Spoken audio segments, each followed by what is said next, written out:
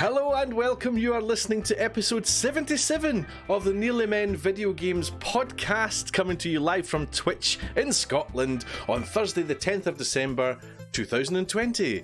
My name is Paul Kaczynski, and today joining me is Gary Hogg-Simmons. And Colin Little. Oh ho, hello. Together we are the Nearly Men. We have nothing to do with the video games industry. We don't make them, we don't sell them, we're not even particularly good at them. We are the Nearly Men, and at some point you've probably kicked our asses online.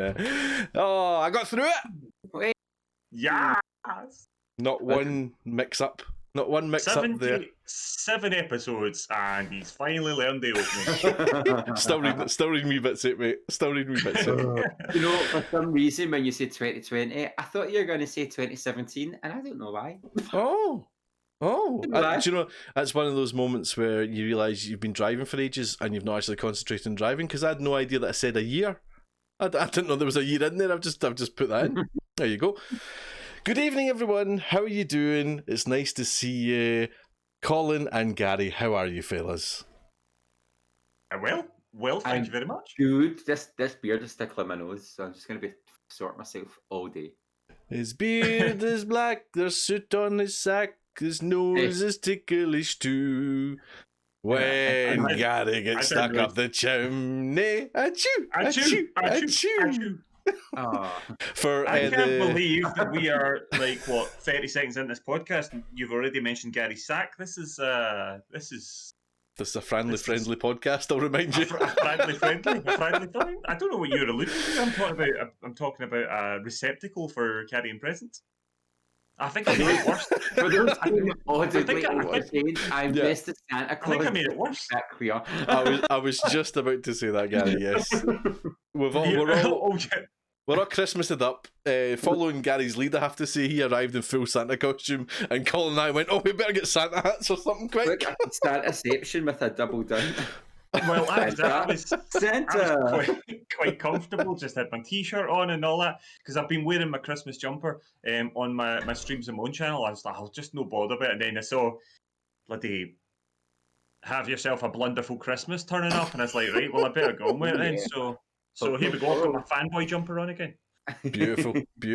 I have to tell you, this is my daughter's hat, and not only is it red, but it also goes silver as well. It's one of those things. One of those things. She's very fond of that colour changing stuff, isn't she? That she does. It's impressive stuff. How is that only now invented? Do you know what I mean? Why has that happened now in the early 21st century? But we've had sequins for so long. This is true. Because sweatshop workers weren't working hard enough in the 80s. Maybe they got bored. What else could they do? They were like, we need a challenge. These one-sided sequins are just not enough. So we want something else. So we're going to make double-sided sequins. Yeah. That's what it is. Dear me. Anyway, episode 77. How are we? We're doing well. We love you getting in touch with everything and anything about video games, and here's how you can do it. Reaching the Nearly Men is easier than ever. Search for the Nearly Men Video Games podcast on iTunes, Spotify, YouTube, or your preferred podcast player. We stream on Twitch. Follow Colin at Colin_NM. Follow Paul at Paul Kaczynski, all one word. Follow Gary at Blunderboy87. And let's get social on Facebook as the Nearly Men, Twitter and Instagram where we are at Nearly Men, or go old school and email us on info@thenearlymen.com. Need all that again? Links are on our website, thenearlymen.com. So what are you waiting for? Yes, indeed. Drop us a wee line. We love hearing from you, and it just gives us things to talk about. For example, Lindsay Murdoch has slid into our Facebook messages here and dropped us a line, and it's a brilliant question. A question I don't think we've ever been asked, boys. The question is, which game have you played this year that would make a good TV show or movie, and why? She also asks, or says, you can't cast yourself in it, but what part would you cast the other Nearly Men in?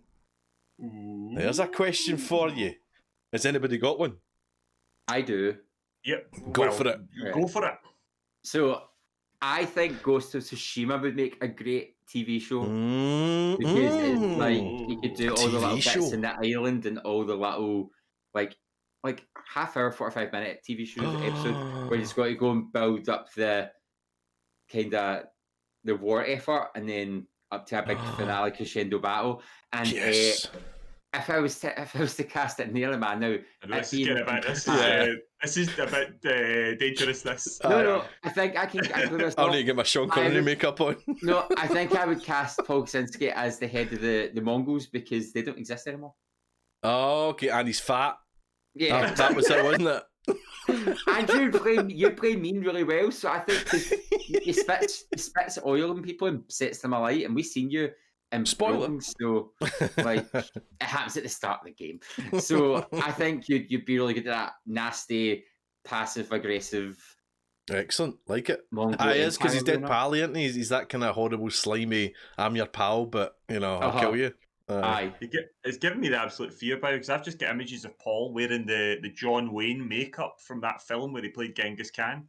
And, that's right up there with Sean. That's dear. No, that's not. No, he's not. That's also the film that basically killed John Wayne and just about half that cast. Is that right? Aye. Yeah, it was the desert that they filmed. What's it called? Is it called The Great Leader or The Fearless? I can't remember what it's called off the top of my head, but John Wayne plays Genghis Khan, and it's like, I'm Genghis Khan, Pilgrim. But, I'm not. It's not that far away, right? It's actually not a dreadful film, but it has aged somewhat. I dare say. But they filmed it in this desert, and it was the desert in either America or Mexico, but it was where the US did the nuclear testing. Oh, yeah. And like that wasn't smart. The entire the huge amounts of the cast and crew died very young of terrible cancers. Gosh, right. And the John Wayne, he blamed his eventual cancer on it as well. Gosh. Crikey. Well, that brought the whole show down there. Aye. So there we go. Just before we, all get too merry about the idea of Paul in that makeup. Good. Has Colin got a part in Ghost of Tsushima? Gary? I know. Are you giving Colin a part? Colin's if we take nationalities and race aside, is there somebody that Colin could play that you've featured in the game so far? That's a good idea, Pillar, because that's the one thing that all these sort of Asian stories need is a white actor coming in to fill a role. I'm fulfilling the question here. I'm fulfilling the question. Can I be the woman out of Ghost in the Shell? I'm sure that went down well last time. Although technically, the argument for that reasoning was fine. It actually made sense in the universe. Yeah, I don't know well enough. But just it's all right. Gary, you can't air quote on the radio. I forget. Just say I'm the horse, right? Just say the horse. The horse. First time I say you're the horse. Save a horse, ride a Colin. Colin, what about you? Lindsay is now in the chat, which is nice. We're just talking about your question, Lindsay. Which game do you want to be a TV show or a movie, Colin? That you've played this year. I mean, there are a few things. Well, we'll be talking about it later on. I mean, Cyberpunk 2077 almost certainly would make a good TV show or a movie, but I'm not going to go with that. Of course, The Last of Us Part 2 would be very good, I'm sure. But what I think would be quite fun is almost if you think of like the Star Wars, the Clone Wars sort of thing, so like a little animated series or something. I think Sea of Thieves would be magnificent as these little 20-minute animated adventures around the shores of plenty and the ancient, the Devil's Roar and all that sort of stuff. And I would cast both of you.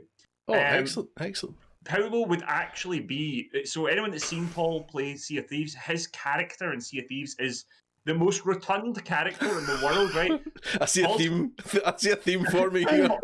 Some sort of like body dysmorphia, obviously, because he just always, every time he gets the chance to make his own character, he makes him into this Jabba the Hutt style character.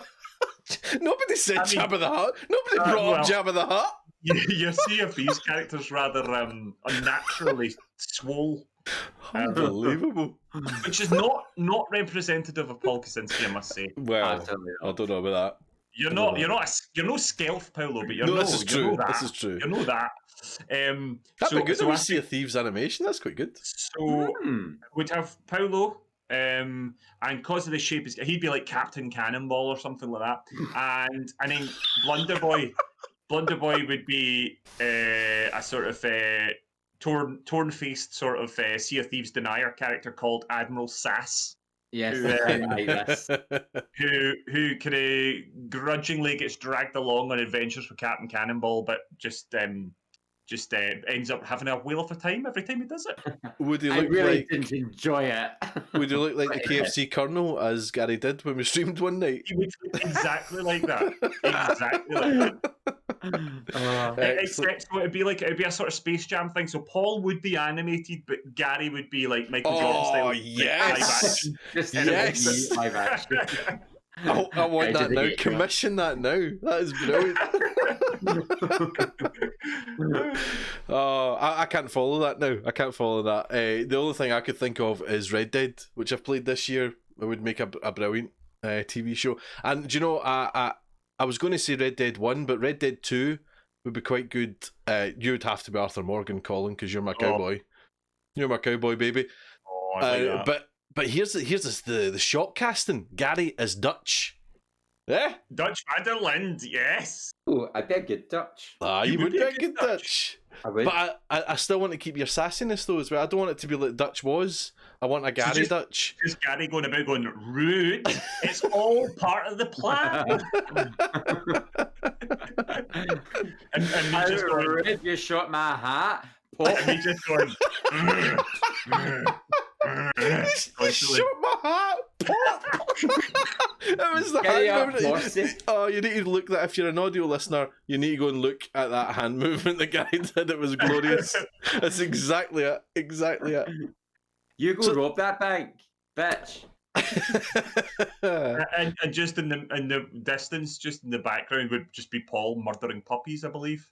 This is unfair. I'm getting a bad name. Bad name. Thank you very much, Lindsay Murdoch, for that question. That was brilliant. That's a great question. When's What are those? We've never been asked that before. That was great. Right.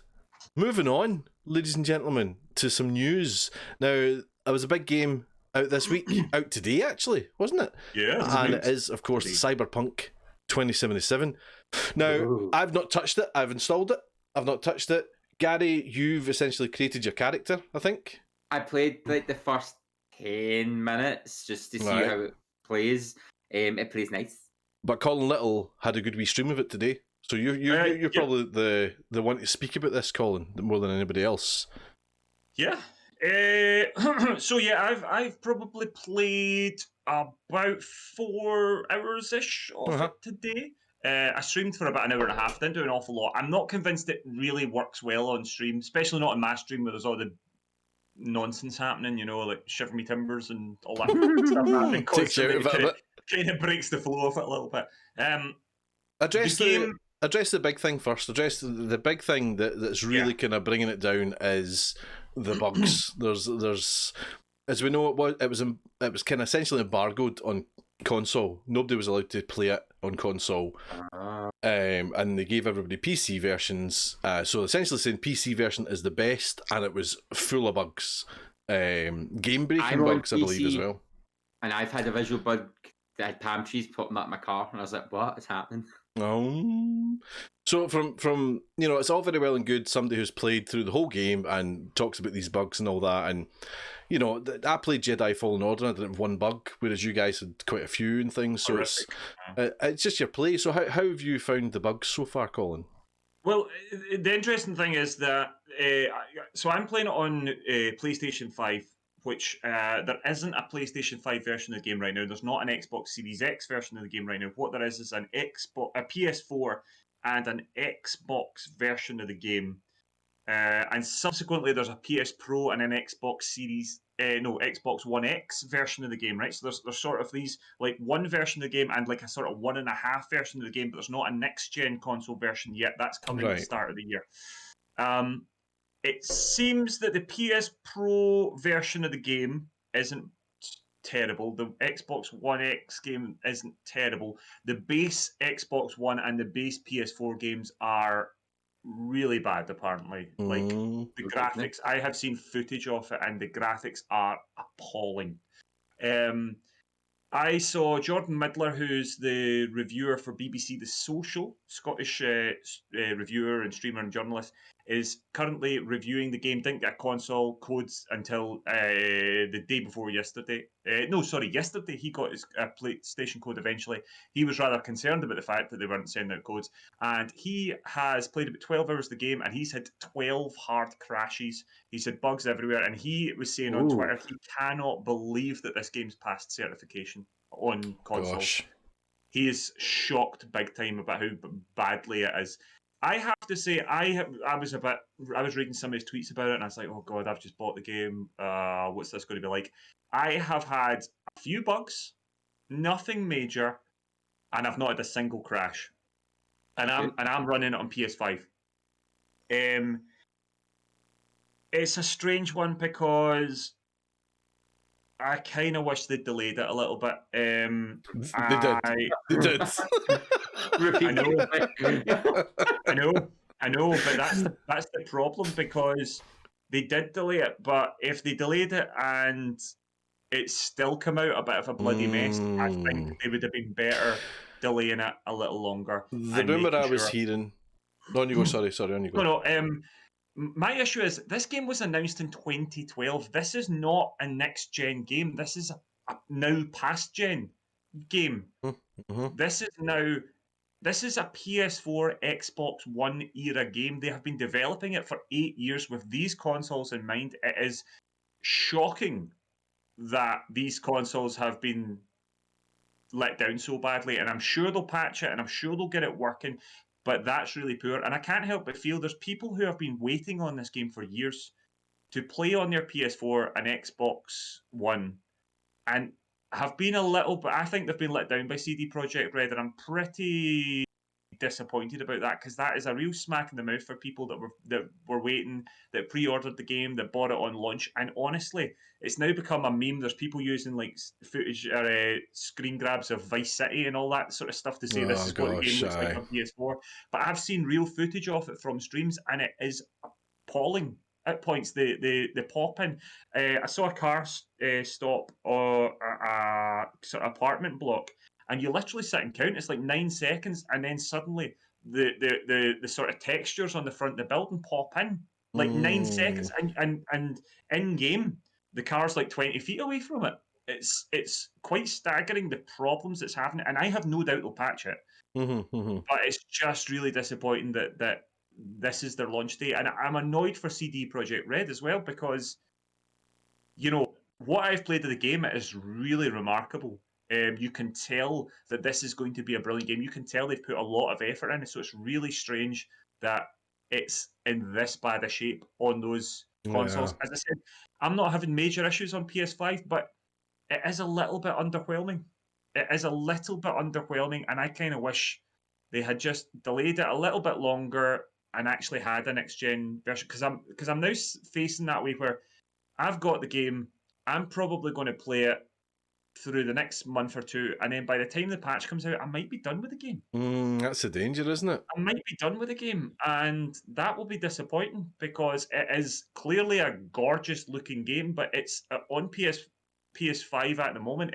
It's not astonishingly gorgeous. It's got its moments, and it's just a wee bit disappointing that. The rumour I'd heard was that the latest delay, so what was that, from November to December, was it, or so, or the end of October? I can't remember what it was due out. It was September it was due to come out, I think. Late September, and then it got delayed from September to December. Was it really? Was it as long as that? That delay, I heard the rumour that was because they couldn't actually get it running to any sort of standard on the base PS4 and Xbox One. And by the looks of things, that sounds about right. And they've not really managed it. But it's just shocking, because you're like, well, what have you been working on for the last 8 years? Do you think they got not greedy? That'd be the wrong word. But do you think they got too caught up in pushing everything to the max, that they pushed too far into next gen, and then we're like, oh no, we can't really backstep, so we're just gonna have to go ahead and cross our fingers and hope that people don't hate us too much. Maybe because the fact it was always coming out at this time when the next gen consoles were launching was always a kind of, well, why they're not just doing next gen? But as Colin says, if it was announced in 2012 when people been expecting it on PS4s and Xbox One, I think they just overstepped and overpushed themselves to be the best looking game ever, and now they're kind of like, oh no. Well, remember the original plan was it was going to come out in, what was it, May? It was going to come out in May, and then the next gen was going to arrive with the next gen. That was the original plan, and it got delayed from May to it must have been September then. Originally, I think it was meant to be March, and then it got delayed to May, and then March, you're right. Actually, I got a wee nudge, didn't I? Final Fantasy 7 had the same release date as Final Fantasy 7 remake. Yeah, and they get bumped back. So do you think they've went, right, this isn't going to be ready, but we can patch it. Let's get it out before Christmas, so we get that Christmas buy. I mean, surely a company like CD Projekt Red can't afford to do that, because they're no huge. I mean, they're big now, but they're no huge, and all their eggs are in this basket at the moment. Well, I mean, you say that. I mean, this I saw today. It's literally the most concurrent players on Steam ever for a single player game. It has done astonishingly well. Well, exactly. But if you're releasing it to get that cash grab for Christmas, and then it's awful, it's not going to bode well, because there will be those people that will just go, this isn't working, I'm not playing it. Do you know what I mean? I'm getting serious heat in the chat here because Sherry Bobbins bought me it as my Christmas present, and she says, "I'm sorry to hear that your Christmas present for me is underwhelming." That is not or disappointing. That's not what I said. What I said is, I just can't help but be a little disappointed at how it could have been. It's still a very good game, and I am literally, the second this podcast finishes, I'm going to play it because I want to play it. The story, the writing is great, but unfortunately at the moment, it's a little disappointing that I feel that I've got a bit of a half-baked version on PS5, but I'm kind of glad I'm not playing it on the PS Pro, because it does sound like it's a tricky thing. I mean, I've heard people having major frame rate issues on base PS4 and even potentially on Pro. I've had no frame rate issues. All I've had really is the sort of glitches and stuff. And the other thing I've noticed is some of the textures aren't great. I saw you saying that on your stream, yeah. And that's the thing that disappoints me a little bit, because I wouldn't have thought it would be that difficult to have a little patch that just put better textures into the PS5 version in the meantime. I don't know. You're getting serious shade in the chat. Unbelievable. Well, listen, we'll hold it there for Cyberpunk, because I think you're going to speak a wee bit about it later on as well. But yeah, I mean, that's the upshot, isn't it? That this game's been released with major bugs. Yet another game that's released that isn't ready to be released. What? But listen, I'm not on a complete downer, but it is clearly a very good game. I am going to very much enjoy it, and I fully expect that there's going to be a patch out within a couple of days that's going to fix huge issues with it pretty quick. I think CD Projekt Red are going to be so fast off the mark with patches. You might find there's already patches midway through development that'll drop in the next day or two. Well, the what I heard was there was going to be a day one patch that was going to be your normal day one patch business. There was also going to be a patch for the next gen consoles to bring it up to speed. Something like the Avengers, or I'm trying to think of another game. It's giving it that next gen boost that a couple of games have got. It's not quite next gen, but it's releasing frame rates and all that. The PS4 enhanced one and stuff. So is that today as well? I don't know.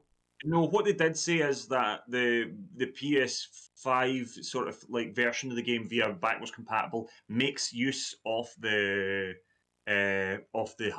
extra hardware, and you can tell that because the frame rate's really nice. It's got a nice frame rate. It is implemented. It is on there already.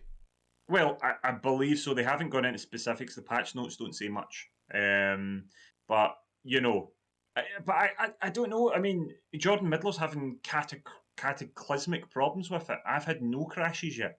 Yeah. So it's a strange one. It is a strange one. Well, we'll come back to it about the actual gameplay and all that later on. Yeah. We're talking about games, man. But what else is happening is tonight, Jeff Keighley's Game Awards are on. I didn't see this coming. I forgot all about it. It's on at 11:30 tonight. I think it starts in the UK. And it's the usual nonsense. There's going to be huge reveals. Absolutely huge reviews. I mean, Sony, I think, are going big with it, from what I hear. Oh, Xbox are revealing stuff, but they've there's kind of caveats of don't get too excited. okay. but I think Sony are. You want to see this. Jeff Keighley, he always does this with the Game Awards, but he's saying I think there's going to be something like 12 to 15 new games announced on it. Oh, really? And that's not like including Elden Ring and things like that. Things that have been announced that you're going to see. So things that we know. So these are brand new ones that we haven't heard of. So they're saying. So you mean man, you're going to get a handful of independents and the like that, smaller games. But if there's going to be 15 games announced, you're hoping there's going to be one or two big hitters there. You know, are we going to see God of War 2? Things like that. Are we going to see footage? Who knows? Very exciting. But the actual awards themselves, The Last of Us is charging forth with most nominations. I think it's 11 they've got or something. And Ghost of Tsushima's up there as well, and Hades has got quite a few. Oh, yay. Did Ghost of Tsushima not win Player's Choice somewhere? Oh, I don't know. I think the players' vote's already been decided, and I think Ghost of Tsushima won that. Oh. But I you know what it's like. I think there was a few folk there that were literally voting for anything to avoid. I think some of the incel mafia were voting for anything but The Last of Us 2. Deary me. But I. So I think one of the new things this year is that games that they're trying to get it worked so that it's actually a year now rather than something like, I can't remember what it is, but it used to be that there was a period of 2 weeks or something that didn't get nominated or something. If you released Jedi Fallen Order was one of them. I think they've maybe fixed it because I see it in this trailer that's playing just now. But it was released at a time where it couldn't be considered for the award. It was a weird thing. But I think they've now changed that, and obviously they're now including Jedi Fallen Order. So it must be the backlash of that. Right. So it does now do the whole year, I think, from what they're saying. I'm going to laugh at the audacity. The audacity of Respawn to think that Jedi Fallen Order deserves to be anywhere near any awards, apart from most disappointing. So if you like that kind of thing and you're up late tonight, it starts at 11:30. It's going to be streaming on YouTube. No audience this year, obviously, due to COVID restrictions, but no doubt we'll wake up to lots of tasty trailers. Lots of tasty trailers. Do you want some Cozy Crumbs? Do we? Mm-hmm. Oh yeah, you do. Cozy Crumbs. Oscar Isaac is going to be playing Solid Snake in a Metal Gear Solid film. That's all I can tell you. What do you think? Yes, no? Aye. He's going to look great in that wetsuit. Oh, He will look good, won't he? mm-hmm. It's not a series that I have any real affinity with, so I'm not really that fussed. I've got issues with it. I've got issues with it in the same way I've got issues with The Last of Us TV show, in that the game is kind of dramatic enough. Do you know what I mean? And it is a story in itself.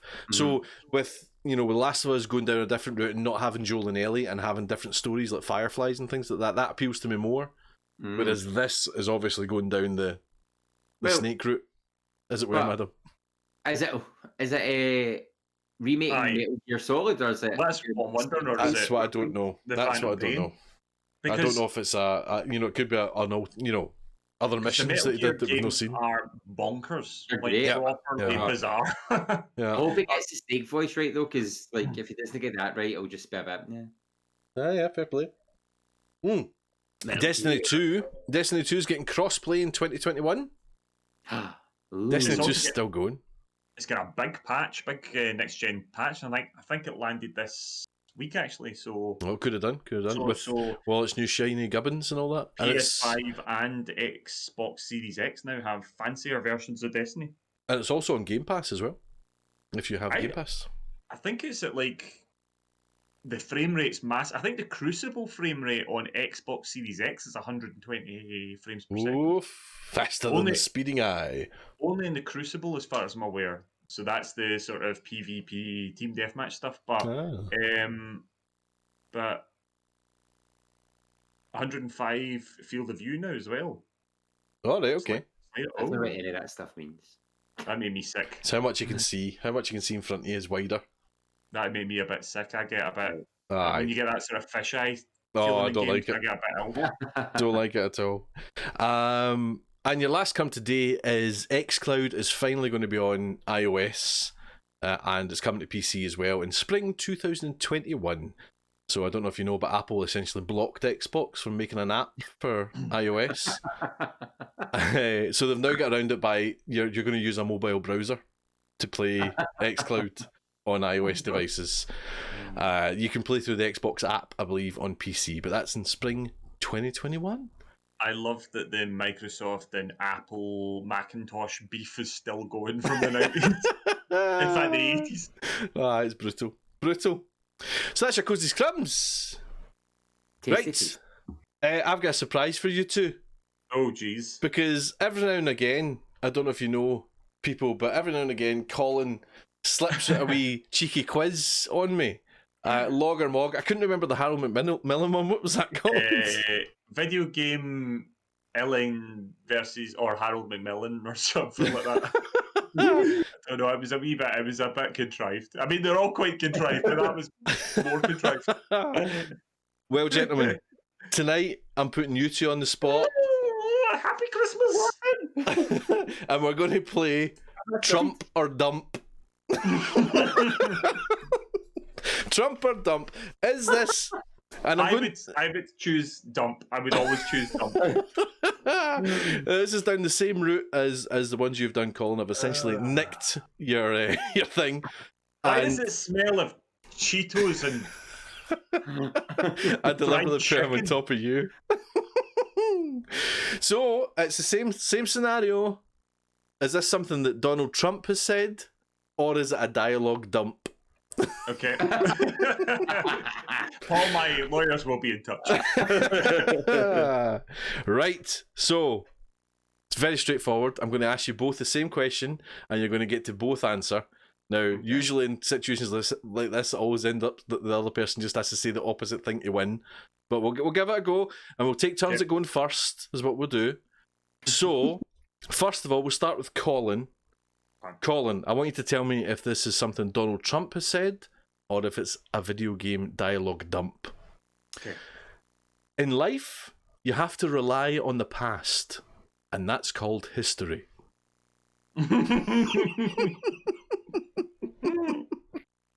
I mean, that's properly stupid. So, I mean, it could be either or, depending on when we've got this video. I'm pretty sure that that's Donald Trump. He's saying Donald Trump. Donald Trump. Gary Hogg, what are you thinking? I would say Trump as well.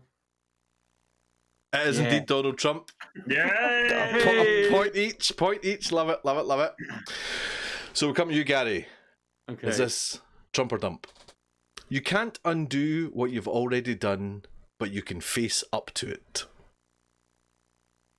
I think that's a dump. I think that's video game. Video game dump, he's saying? Yeah. Colin Little? I'm sorry. That is far too profound for that to be something that Donald Trump said. That's video game dump. I'm sorry, I have to go dump as well. This is going to be quite dull. I'm just getting it all the time. But yeah, I'm going dump. It is indeed correct, yes. Video game dump. That is Frank Coleridge in Silent Hill, Downpour. Oh, that's why I knew it. I played that game. You played that game. Colin, nothing is more badass than treating a woman with respect.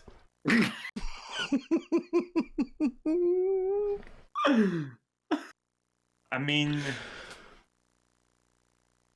surely that's not Donald Trump, but you know, I could imagine him going, "I'm great to women. Women love me. Nothing's more badass than treating a woman with respect." And then, like, literally fondling some poor innocent person under the table while he does so. Yeah. So get up here, sweet cheeks.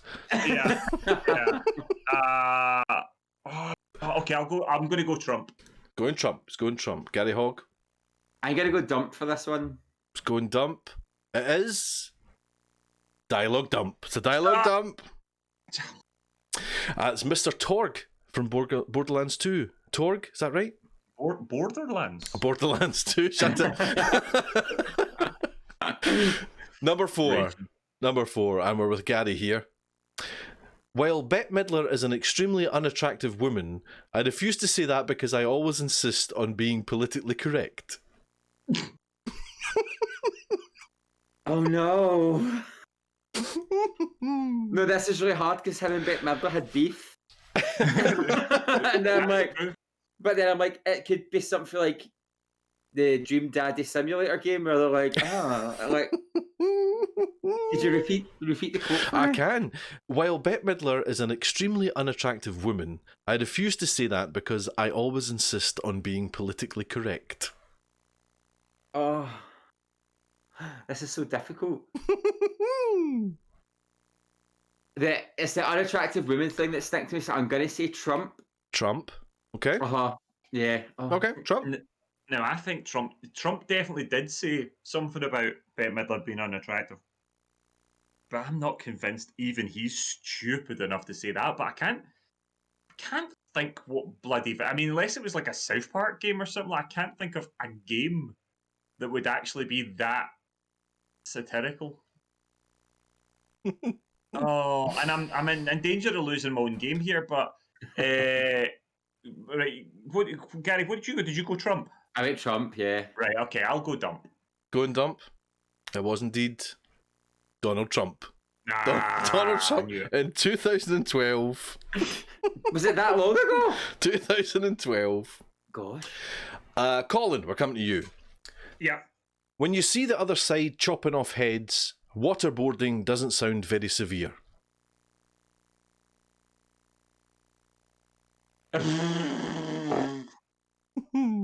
Bloody hell! I mean that. So this will show you how utterly insane the whole fact that Trump's president is, because this is either Donald Trump or it's what's his name from GTA? Trevor from GTA. And it's literally the flip of a coin. And anyone that knows GTA 5 will realise how bleak that is. Yeah, that's it's grim. either the President of the United States or Trevor from Grand Theft Auto 5. And we don't know. And I'm going to say that it's Donald Trump. Donald Trump? Gary Hogg, what are you saying? I'm going to go with Trump as well. Trump? I could just see him doing it with a thumbs up and a big smile. It was indeed Trump, yes. Oh my God. 2016. What? I know, horrendous. Gary, the healthy human mind doesn't wake up in the morning thinking this is its last day on Earth. Dump. That has to be dump. That's Straight in with that confident dump. That's something from like Life is Strange or something like that, or like one of those point and click games. Yeah, no, I'm going dump. Dump. It is indeed a dump, yes indeed. It's from Captain Price in Call of Duty Modern Warfare 2. Oh! The healthy human mind doesn't wake up in the morning. Very good. Very good.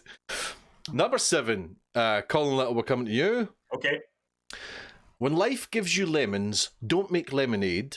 Make life take the lemons back. Get mad. I don't want your damn lemons. So that was almost like Phil Dunphy from Modern Family when he says, "When life gives you lemons, no, what is it? When life gives you lemonade, make lemons. Life will be all what?" That's got to be a video game. That again, there's no chance that's Trump. That's far too positive for Donald Trump. That's got to be dump. A dump? He's saying dump? Colin? Gary, sorry, Gary. Yeah, dump as well. It is indeed dump, yes it is. That's from Portal 2. Cave Johnson in Portal 2. Number 8. Gary. Some men are born rich enough and dumb enough to enjoy their lives. Ain't nothing fair. Ooh. Dump. He's confident. Dump, yes, Colin? Yeah, that's got to be dumb, because if Trump had said it'd be some dumb people's fathers are born rich enough that their dumb sons can enjoy their life. And I also don't think Donald Trump would ever refer to himself as dumb, and I don't think he'd be smart. He'd really get caught with him. Think that I'm saying dumb.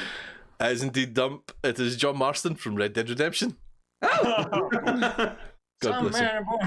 I can't do John Marston. Question 9. We're coming to Colin. There's a few left. Colin, show me someone with no ego, and I'll show you a big loser. That's Trump. Gotta be. Oh, right in there. Trump, Gary? Is it the ego one? What was it? Show me a big ego and I'll show me you a someone loser. with no ego and I'll show you a big loser. Yeah, I'd say Trump. Because you imagine him at his big rally just shouting that about like Barack Obama or something. It is indeed Trump, yes. Well done, boys, well done. Gary, you're going to have to go the other way from me at least once to try and make this interesting. That was in 2004 he said that. 2004. Oh, really? Aye. Gary, I fully understand why her former husband left her for a man. He made a good decision.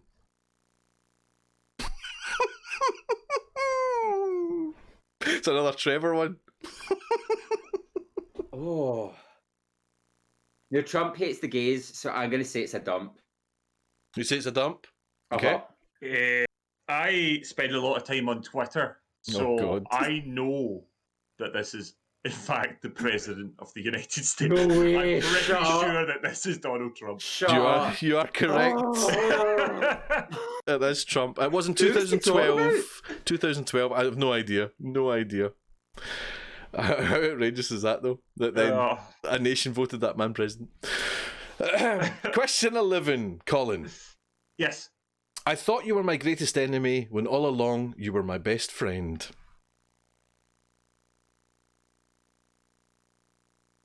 I mean, I would absolutely love this to be Trump talking to, like, I don't know, Dr. Fauci or like Sean Spicer or somebody. But I'm pretty sure that that's a dump. That's a dump. Colin saying dump. Gary? Yeah, that has to be dump. Dump. It is indeed a dump. It's GLaDOS from Portal 2. I've just burst out laughing about Evil Monkey saying that's Trump talking to himself in the mirror. Right, there's 3 questions left, gentlemen. 3 questions left. Number 12 coming to Gary, isn't it? Yeah. The right man in the wrong place can make all the difference in the world. Ooh. Is this not me? I think this is me. Did Gary not do the last one? You're odds, I'm evens. There you go. Oh, okay. What's that? The wrong man in the right place or the right man in the wrong place? The right man in the wrong place can make all the difference in the world. Again, that sounds too profound for Trump. So I'm going to go with dump. Dump. Colin Little. He's Googling stuff. Look at what he did. Yeah. Cheat. Can you imagine? That is far too profound for Donald Trump. And I don't think he would ever consider himself the wrong man in the right place or whatever. That's got to be dump. That is indeed dump. It's G-Man from Half-Life 2. Colin Little, the penultimate question. Oh. I never attacked him on his looks, and believe me, there's plenty of subject matter right there. That's... Oh my god. I mean that could be Leisure Suit Larry, Evil Monkey, but it's the real Leisure Suit Larry. It is Donald Trump. Jeez Louise. You're saying Trump? Yeah. Gary Hogg-Simmons. I'd have to go Trump as well, just because it sounds like he said something in a TV interview and you just know everyone went, It was indeed Trump. On the CNN Republican debate in 2015. And finally, we're at Gary Hogg. Tough one for you now. I've come here to chew bubblegum and kick ass, and I'm all out of bubblegum. Although he may look like Trump, I do believe that is a video game dump. You saying dump, Colin Little? That, I believe, was Duke Nukem at the Republican National Convention. Excellent. Right, let me add these up. Say something funny while I add these up. Well, actually, I've got a story. So, if you've seen Legally Blonde, you know at the end, Reese Witherspoon's character gets valedictorian. Spoiler if you don't. But she gets valedictorian, and she does the big graduation speech.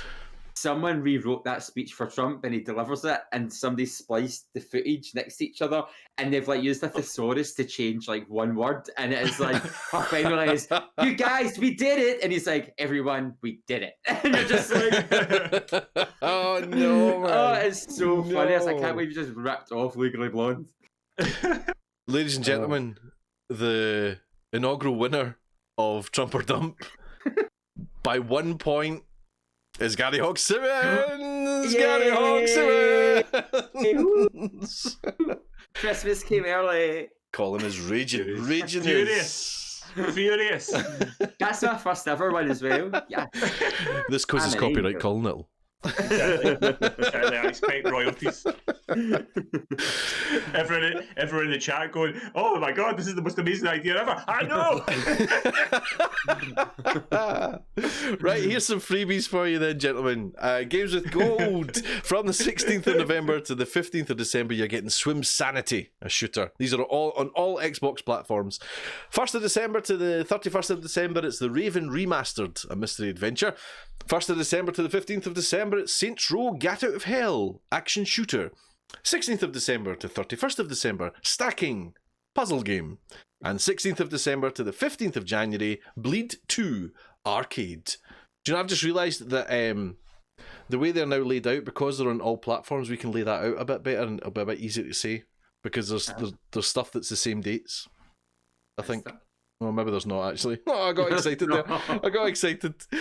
PS Plus for December, you're getting Worms Rumble on PS4 and PS5, and you're also getting Just Cause 4 and Rocket Arena on PS4. PS4. Games, we have been playing many a game, haven't we? Aye. What are you laughing at? He's muted himself. He's actually muted himself. Remember, this is a podcast, Colin. Sorry. How do I manage that? Oh, do you know what it is? in your eyes. Here's the thing, right? So I've got hotkeys set up. I've got hotkeys set up to mute Discord for my streaming, and one of my hotkeys is the @ sign. And when I atted to reply to Evil Monkey in the chat, I muted myself. Pro streamer right there. Pro streamer. Sorry about that. We have been playing lots of games. Colin, you and I jumped into Worms Rumble, one of those PS Plus games, and we played it on the PS5, and it was great fun, wasn't it? Yeah, a lot of fun. A lot of fun. Really silly. So it's a kind of, well, the main game is like a battle royale. That's the kind of ultimate game, but there is a deathmatch in it as well. And as in the Worms universe, you are one of the original worms, as it were, with all the worms types weapons, except you're running about killing other worms. So it's not turn-based, it's real time. And it was a great laugh, wasn't it? Yeah. So it's almost like 2.5D. So it's like a 3D world, but you sort of, it's sort of side scrollery. Yeah, the way you're on that move. front ledge. Yeah. So it still feels like a Worms game, and it still works. You know, you're basically working on the X and the Y axis. You're not having to like turn 360 degrees and fire in all directions. And it works really well as a result. We discovered that it wasn't ideal on stream because actually the action's quite small and people were struggling to see it. But when you're actually playing it on a big screen, it's quite entertaining. We were playing with friend of the podcast, MJ Play Games, as well. So we did pretty well. We won a game. Well, we won a game. To be fair, you and MJ won a game. Yeah, I more or less. I was long gone by that point. But yeah, it was fun. I mean, I don't know how much legs it will have, but it's quite a nice one to jump in and have a wee blast off, and it's certainly entertaining enough. I think it's a great shout for PS Plus. I don't know if I would have picked this up myself, but having it on PS Plus was a great shout from Sony, and I think that'll make the game a lot more playable because there'll be more players. Yep, and it's got it's got all your favourite Worms weapons, the Holy Hand Grenade, the Sheep Launcher, all that stuff. Sheep Launcher, and you're just, it's just silliness. there's a lot of customization for your worms. You can and it's not turn based. It's sort of real time. You're just running about, and it's good. It's good. I quite enjoyed it. Yeah, pick it up. Honestly, if you've got a PlayStation 4 or 5, pick it up. It's worth a wee go. Worth a wee go. Definitely add it to your library. Definitely, it's definitely worth playing. What else have you been playing, Colin? Tell us. One thing I forgot to say, Paolo, before we go on, how good are the adaptive triggers on PS5 on that? Oh, so good. It really uses really the well, doesn't it? Really good. Were you finding it difficult to shoot the gun? Because I kept popping in to catch you when I was working, and I remember when you going, that gun's really hard to fire. The rocket launcher is, It's got quite a resistance to it, aye. Oh. And well, I'm going to talk about a game with triggers in a minute as well. But it's kind of when you're firing. So say you fire in your rocket launcher, and the rocket launcher takes time to reload. You know, to put another rocket in the barrel. You can't really pull the trigger while you're doing that. It kind of clicks. It's really locked. Yeah, it's really fascinating. Actually, it's quite hard to describe, and it really is. It's amazing. We keep talking about the DualSense, and it's amazing how premium that feels. That feels like a really space age thing. It's bonkers. It's really hard to kind of quantify or properly explain, but it's really cool. And actually, if you're struggling to work out what how the adaptive triggers or what they mean, get yourself a chance on PS5. Try out Astrobot and try out Worms Rumble. It's PS Plus, and honestly, you'll be like, oh my god! Right. Honestly, it's really quite something. Feel it to believe it. Yeah, it's really cool. What else you been playing, son? Sorry, That's all what right. have I been playing? Right, I tell you what. As part of the PS Plus collection, I went back last Sunday, I think it was, and I decided to try out Days Gone, which I was very pleasantly surprised at. I know Gary's played it. Gary played it on PS4 and had an interesting time with it because there was points when you weren't so keen on it, but overall you really liked it. Yeah. Yes. So when I started it, I was a bit like, meh.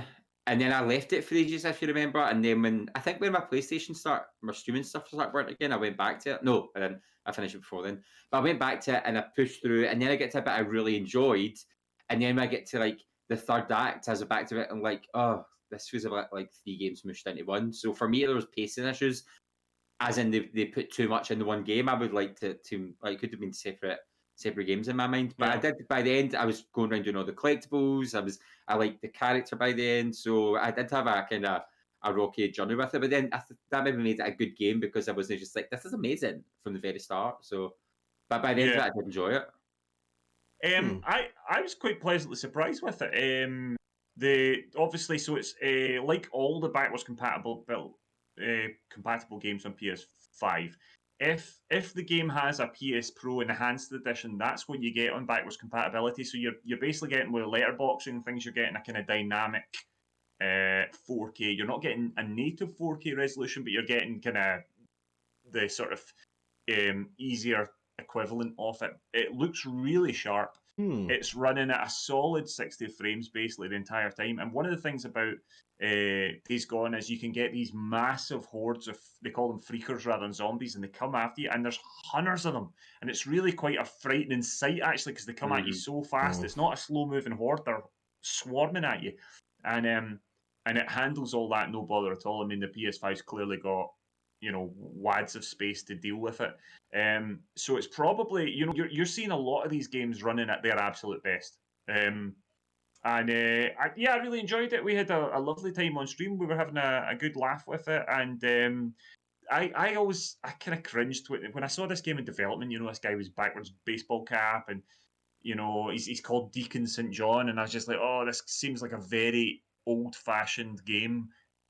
I'm kind of cringing at this. This seems like a game that was made, during the Limp Bizkit and Nickelback era, and has been stuck in development hell for ages. Which I think some of that is true. That game was in development for forever, and as a result, every time I saw more and more about it when it was coming out, I was just like, I just don't fancy this game. But there'd been a few people that told me it was pretty good, and particularly Gary, who had sort of kind of implored us both to try out. And actually, I've really liked it. Whether I'll get time to actually properly play it, I don't know. There's just too many games at the moment, but it's really good. It's really good, and on backwards compatibility, and it just goes to show that PlayStation 5 does not have something to clearly compete with Game Pass, but that doesn't mean that the PS Plus collection isn't a really good thing, because it's absolutely. And the thing about the PS Plus collection is every single game on that is an absolute cracker. Basically, they're all of a very, very high standard, whereas there are certain games on Game Pass which aren't that good. There's some great stuff on it as well, but it's not the same thing. The PS Plus collection is, it's like PlayStation's greatest hits of the last generation. And if you, for instance, didn't play a PS4 or didn't play a lot of the games on PS4, the value in that PS Plus collection that you're getting at no extra is astonishing. Yeah, I'll give you that. But it is not a direct competitor of Games Pass. It's not meant to be. Yeah. But it doesn't mean that it's not well worth it, Yeah. Nice. I'm tempted to play it after watching it. Yeah. Yeah, no, that was good. You want me to go on? Go for it, buddy. Also on the PS Plus collection, this was last night on the Nearly Men stream, I played through the first sort of few hours of one of my favourite games of the generation, and actually one of my favourite games of all time, God of War. It is astonishing. And I tell you, it is, again, it's just, honestly, the value in getting that game for free on PS Plus, the collection, is astonishing. That game is quality, like absolute 5-star quality. It's an astonishing game. And we were marveling at how it's made. The story's incredible. And it just runs like a dream on there. Again, it's this solid 60 frames. The combat's so fluid, and the game itself. Paolo was talking about it in chat. He was salivating about it. This entire game is basically one shot. So one shot. You think of Birdman, you think of 1917, you think of all these films that are made to just like flow constantly, and it's like it feels like there's no cuts. That's exactly how that game is. And we did talk about the fact that actually it's easier to do that in a game than it is in a film, but the fact that it does it for the entire thing makes it the most immersive thing. It is just astonishingly good. Even the wee cutscene we're showing just now is when the stranger first shows up. Yeah. And even watching that, some of the creative decisions they do to keep it one shot, rather than just moving the camera, they turn the camera upside down and a whole host of things. It's so cleverly done. And I was aware that I was banging on about it, and it is easy to do in a video game, but the decisions they've made creatively to keep that going are really interesting.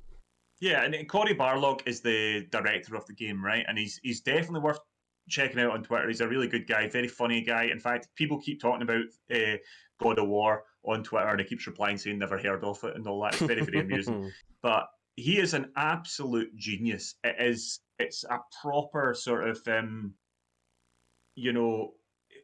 he is an absolute, maestro. It is astonishingly well made, and I cannot wait for Ragnarok to come. Oh my days! I'm quite excited about the potential of maybe a trailer or something tonight on the Jeff Keighley thing. That game is so good, so good. I loved it. So I'll be playing another chunk of it next week, and then we'll be continuing.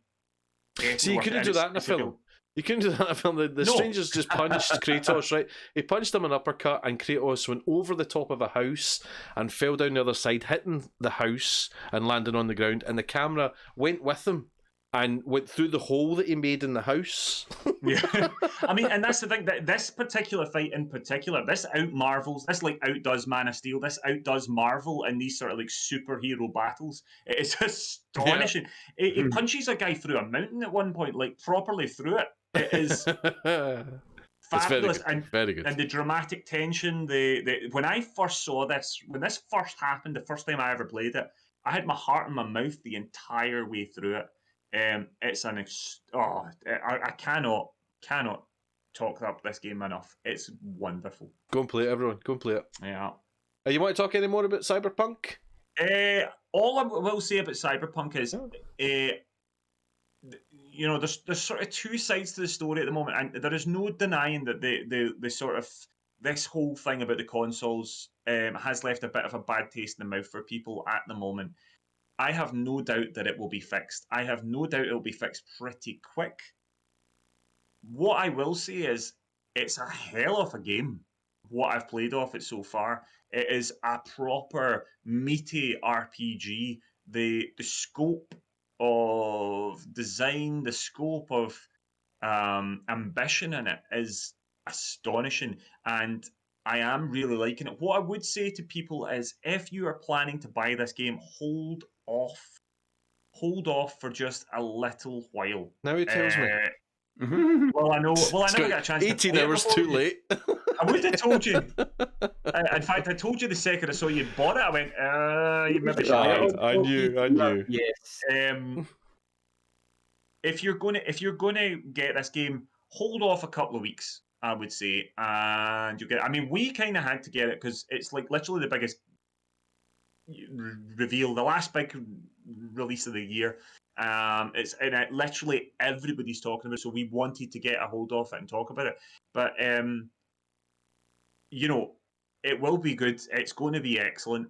You can already tell it's got good quality, and actually, I'm really enjoying it. As I said, when we finish tonight, I'm going straight on to play it. So, Sherry Bobbins, I still like my Christmas present. Thank you very much. And there's multiplayer coming as well, isn't there? I didn't know that.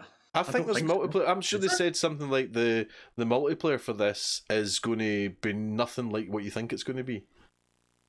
I'm sure they said something like that. I don't know. So just want them to get a PS5 version out. I know. Well, just tagging on to you were saying you might not be playing this whenever, but I think if the multiplayer is coming, then it might keep you going with it for a wee bit longer. Put it this way: there's 3 different types of characters you can play. You can play as a street kid, you can play as a nomad, and a corpo. There are 3 very different sort of lines that you can go, and the actual like trees of perks and upgrades are astonishing with each character as well. So I'm going to play this through a minimum of 3 times anyway, because I do want to play them all, and there's not many games I would ever play 3 ways through. So as a result, I'm assuming that the patch will be out by at least the time I've got at least one of them. I would imagine so. I would imagine most of those bugs will be crunched by Christmas. Well, I think those bugs will be crunched by Christmas, and I'm hoping. I just hope one will wait until like March or April for the PS5 and Xbox Series X versions. I hope they get it out a bit quicker than that. Fingers crossed. Who knows? But yeah, it's good. It's good, but maybe hold off a week or 2 and just wait until, especially if you're PS4 and Xbox One, might be worth holding off just a week or 2 and see how the updates go. Fair play. Going to move on to Gary. Hi. Gary, what you been playing, buddy? So on Friday on the Nearly Men channel, I decided to go back into space with Commander Shepard. Oh my! And jump back into Mass Effect. And in honor of MJ Play Games' birthday, we made a femme shep and called her MJ Shepard. And she takes no nonsense. She's relatively nice to her crewmates, but to the general public, she's not taking anybody's nonsense, so she'll smack talk them. I've punched 3 people so far, I think, so it's been fun. I normally play really goody characters, so that's why I'm kind of like, wait, let's go for a bit of a no nonsense, straight talk character, which is also the way I'm going to play my character on Cyberpunk, I think.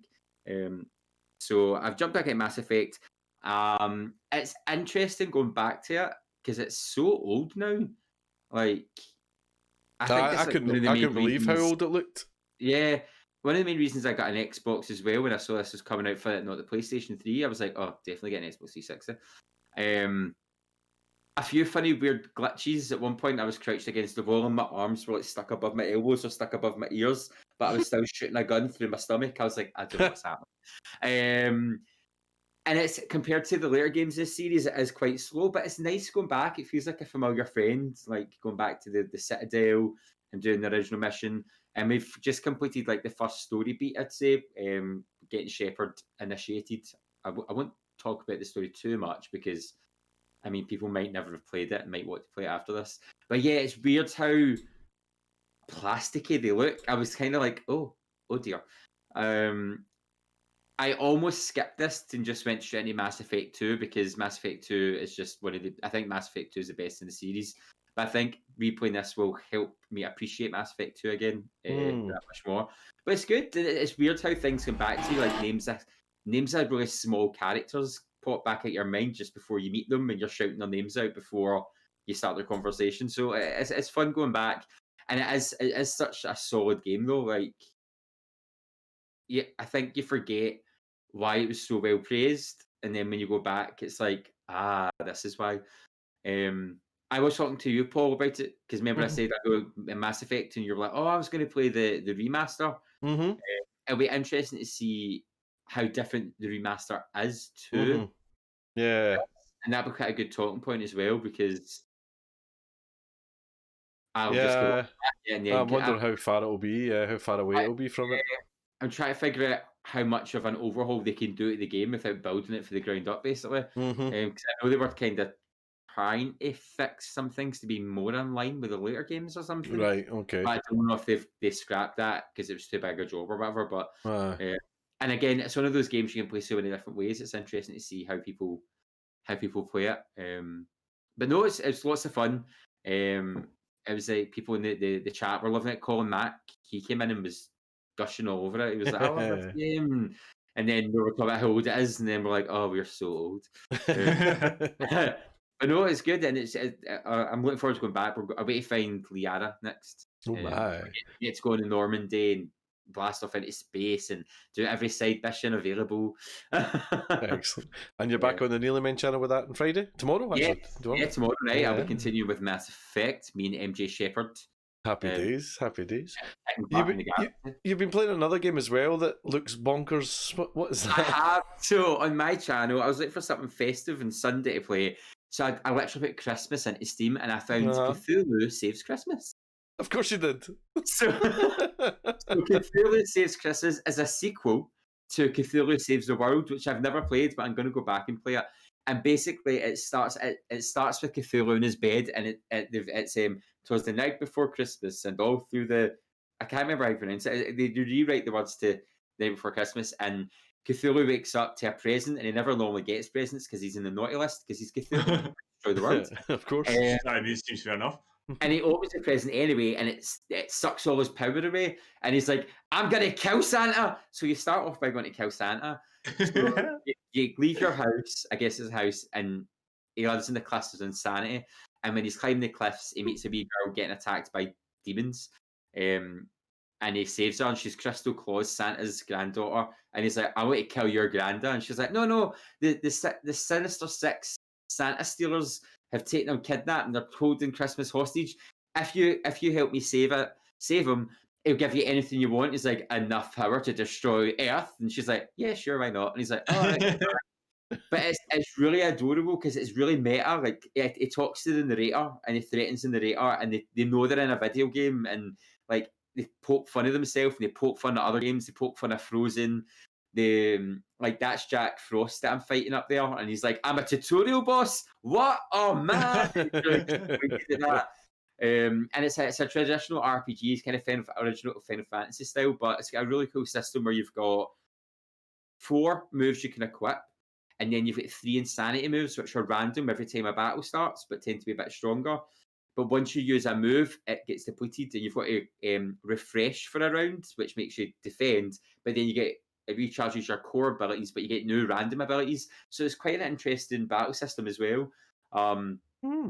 You get 4 party members, and then there's like a kind of social aspect where in the days leading up to the next dungeon, you spend time with them and unlock weapons or gear for them to equip. So it's really cute. It's really funny.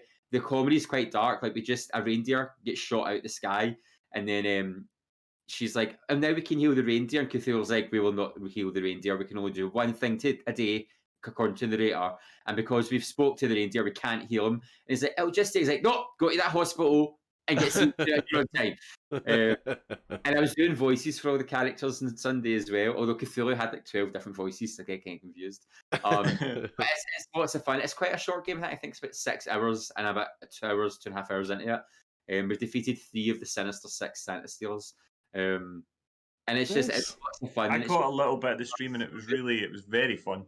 Yeah, it's a pure. I was just. I only came out last year. I was just like, all right. I think it's like £7, and it now makes me want to go back and play the original game. The music's great in it as well. The music's a total bop. Heza Beam described it as Scandinavian Christmas orchestral music or something. She sent me a link in Facebook.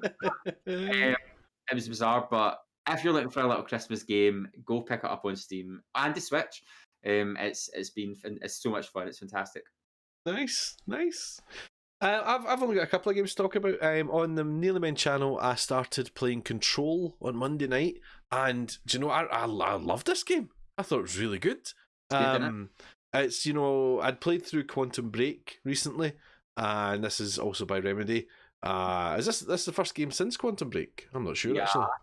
And it's kind of got that same feel to that Quantum Break had of kind of unraveling some sort of story that's very tightly wound up and feels like a maze, but it just seems a lot more refined and a lot more clear what they want to do with it, and it's not overwhelmingly confusing.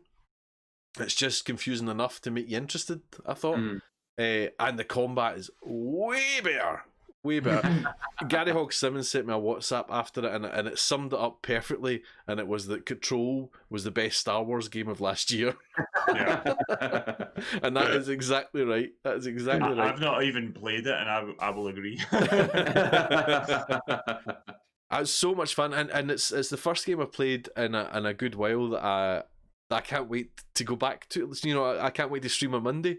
I want to play it. I want to play it. You know, and it's very good, and you know, it's got the usual Remedy thing of live action and motion capture and different things like that. So the stuff in the TV that you watch is live action, but then there's a lot of mocapped CGI stuff as well for cutscenes and things, and it's very good. That the whole setup has got me really intrigued, and I hope it keeps going the same way. My brother suggested that I read all the collectibles I've not been reading just because we've been there all day, but my brother said he suggested reading them because it helps with the story, and maybe read them off stream and then kind of fill in the blanks as we go, kind of thing, which I thought might be quite a good idea. Sorry, Colin, you were going to say something. I was just wondering how much Lance Reddick's in it. Not enough, because he's not in it. That's disappointing. That is disappointing. Bring back Quantum. No, I couldn't even finish that sentence. You'll be on the naughty list. The other game, other than Red Dead, I've been playing Red Dead again, which is always great, and they've got new bounty hunter missions and things like that in, which is all great fun. But the other game I wanted to talk about was FIFA 21, which I've spoke about already on the PS4, but they've now released the next gen version, the PS5 version, and it looks beautiful. It loads instantaneous. It's unbelievable how quickly it loads. So if you're familiar with Ultimate Team, normally when you play an Ultimate Team game, you link to your opponent, you choose your strip, blah, blah, blah, and then it loads, and as it's loading, it shows you your opponent's team. I swear to God, it's like a flash. That's all you get. You can't see your opponent's team now. It's that quick. It's got that whole thing of The Witcher loading too quick, you know. And it's very shiny, it's very smooth. You can notice there's additional animations, so they can now put in more animations, which means you can control the ball a bit better because the player moves more realistically. There's more touches and things, and you can really notice that. I haven't played it on the PS4 to the PS5, but one of the big things is it uses the DualSense feedback and triggers to a great level. So the one of the great things is when your player gets tired, your trigger gets harder to pull. So yeah, it's really good. It is really good. A wee bit of resistance as you try to sprint, but it's also used in situations where you might feel under pressure. So if you pass to a ball to a guy who's maybe got 3 defenders around him, if you try to turn, your triggers will start to lock up. Because it's hard. It's so subtly done. It's nice. I can't quite pinpoint when it does it. Do you know that way? But I know it does, and it just feels right. It feels really good. I'm a wee bit worried it's going to break my controller.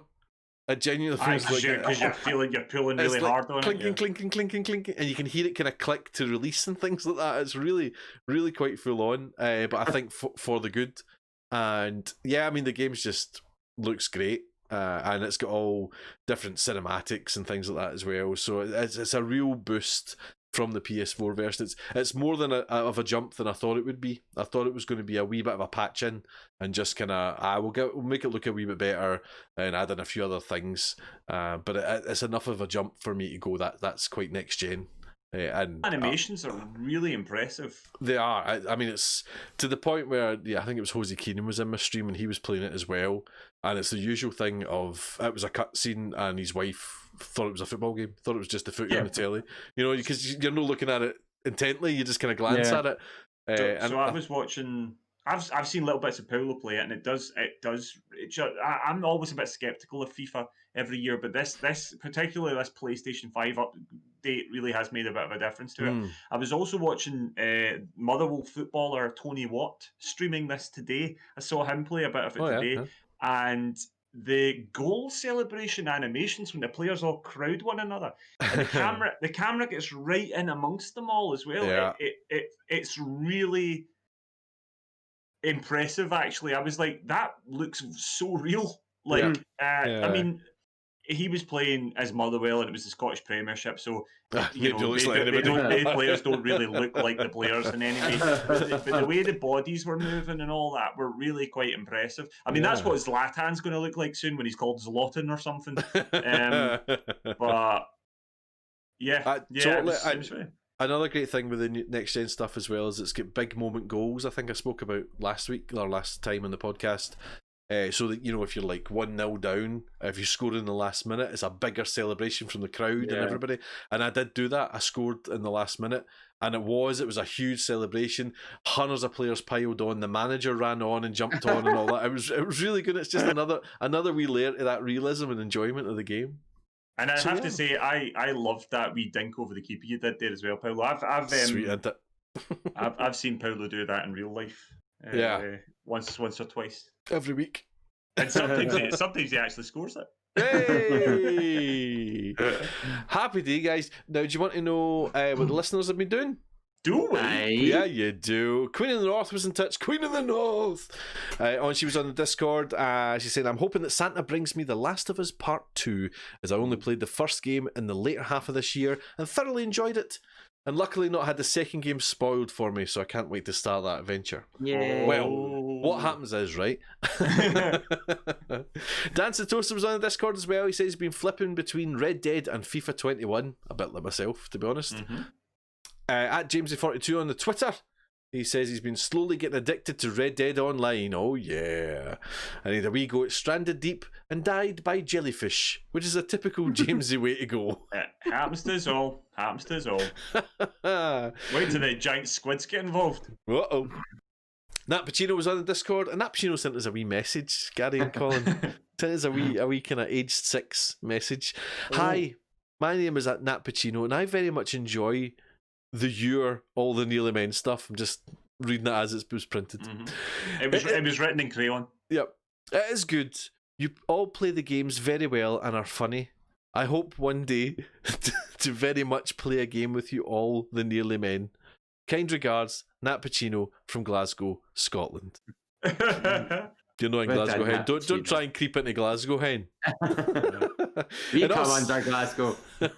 In all seriousness, no, she says, I've just been playing Red Dead 2 and I love it. Jumping between single player and online, it's addictive, but in a healthy way. Joy. What an addictive, healthy way. There you go. Jabrias was in touch on the Discord. He says he's finished Half-Life Alyx and loved it. Played the prologue of Cyberpunk PC with no major glitches, although I am naked every time I look in the mirror. Is that in game? That's in real life. Is that just Jabrias? Some clothes on, man. Jabrias is a full-length mirror in his PC room. It just sits there. He just swivels round every so often and he catches himself. That's kind of creepy. That is kind of creepy. He says, I think I'm going to love Cyberpunk 2. Good. Good. Evil Monkey was in touch on Discord and he asks, have you ever heard of Sea of Thieves? Is it very good? Never heard it. Nah, mate. Never heard of it. We'll love you getting in touch, guys, and here's how you can do it. We'd love to hear from you. Find us on Facebook as The Nearly Men, Twitter and Instagram, where we are at Nearly Men, or email info@thenearlymen.com. Yes, indeed. Indeedy do. Now, I've hit the jackpot here. ladies and gentlemen, as we know on the podcast, Oh my gosh. when you get to the new releases, everyone sits back and usually the person who's not doing it can read the Metro, chill out, go for a pee, get a drink. This week's great, guys. Here's your new releases. Unacceptable. Brigadine, the Legend of Runetercia on PS4 is coming out on the 10th, that's today. Medal of Honor Above and Beyond PC VR game is coming out tomorrow, the 11th. And a collection of Saga Final Fantasy Legend is out on the Switch on the 15th of December. And that is your new releases. Unbelievable. Unbelievable. How did you get away with that? Brilliant, Shade. isn't it? Shade. Brilliant. Absolutely brilliant. Anything from the chat, gentlemen, that you've noticed? No, just that whole slagging a Colin by... There's a lot of slagging a Colin going on. I saw Mr. Flynn was talking about Cyberpunk, saying he's played it for about 4 or 5 hours and only had one minor crash. Yeah. So there's that. Uh-huh. Yeah, no, I mean, it's mostly just slagging me, and Quite right. Evil Monkey was talking about the distinct lack of tifos in the crowd and FIFA. That's because FIFA's in a magical kid-on world where we can actually have people in games of football at the moment. So what's a tifo? Tifo. Well, if you go into my channel on the Discord, Evil Monkey posted the tifo for Kansas City. So the tifo is like the thing that's behind the goal, essentially. So if I put my FIFA on, you kind of see it. Tifos are the big, like you turn up and there's like a coloured card on your seat or whatever. It's these sort of big displays that the fans all make together. Yeah, yeah. But look at the one Evil Monkey put on Paul's channel in Discord. Upcoming streams, Friday the 11th of December, that's tomorrow. Gary Hogg, we've already said. What you playing, buddy? Mass Effect with MJ Shepard. Mass Effect, MJ Shepard, thank you. On Monday the 14th of December, it's my night, and I'll be continuing with Control. And then on Wednesday, we've got some young whippersnapper called Colin Little taking over the channel, and he's going to be playing... God of War. God of War. God of War. Are you going to do the whole thing on stream, Colin, or are you just kind of giving flavours? I don't know. We'll see. We'll definitely do the next bit, and then we'll see how people are liking it or whatever. We'll see. Nice. That's what I'd like to see. Thank you for watching, everyone. This has been episode 77 of the podcast. Episode 78 is a wee time away. We are going to take next episode date off because it is Christmas Eve it would fall on. So we're not going to do it Christmas Eve. Not to say that we're not going to be doing anything. We will be here. Keep your eye on Discord for what's happening. I'm sure we'll have a few Christmas treats up our sleeves. But for the moment, the next podcast, episode 78, will be on the 7th of January, 2021, people. Finally! The year of hell will be over. The year of hell will be over. That's it, because on the 1st of January, everything just goes ding, and everything's fine. Yeah. That's it. Works. So yeah, unbelievably, the next podcast is in 2021. I can't go over that. Good, and on that podcast, we are going to be discussing our Game of the Year. And we will find out what the Game of the Year for the Nearly Men is 2020. Last year it was a tie, if you remember, gentlemen. It was, yeah. Mm-hmm. It was a tie between Death Stranding and... Resident Evil 2. Resident Evil 2, there you go. So that was last year's. What's this year's going to be?